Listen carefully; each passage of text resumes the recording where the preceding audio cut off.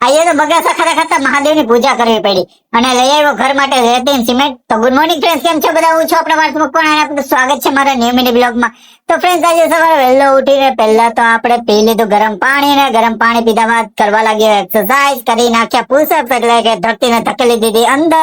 અને પછી નાઈ ધોઈને થઈ ગયો ફ્રેશ અને બધા પ્લાન્ટ્સ ને પાઈ દીધું પાણી. અને પછી કરી આવ્યો મહાદેવની પૂજા. તો આજે તો નીંદર બહુ આવતી હતી, તો બગાસા ખાતા ખાતા મહાદેવની પૂજા કરી અને પૂજા કરીને પછી આવી ગયો હું ઓફિસે. અને ઓફિસે કરી પેલા તો સાફ સફાઈ, પછી ચાપટી લઈને હું જામી પડે ધર્મયુદ્ધ કરવા માટે. અને ધર્મયુદ્ધ કર્યા બાદ પછી કરી દીધા દીવાબત્તી કરીને પછી કરી દીધું લેપટોપ ચાલુ કરીને કરવા લાગ્યો કામ. અને પછી આજે જવાનું હતું બહાર, કારણ કે ઘરે ચાલી રહ્યું હતું કામ.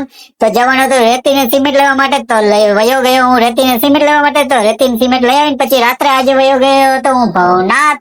તો ભવનાથ જઈને પેલા તો આપણે લંબે હનુમાન દાદાના દર્શન કરવા જ પડે, તો હનુમાન દાદાના દર્શન કર્યા. તો બસ ફ્રેન્ડ, આજનો બ્લોગ અહીં સુધી, મળીશું નેક્સ્ટ બ્લોગમાં. ટાટા બાય.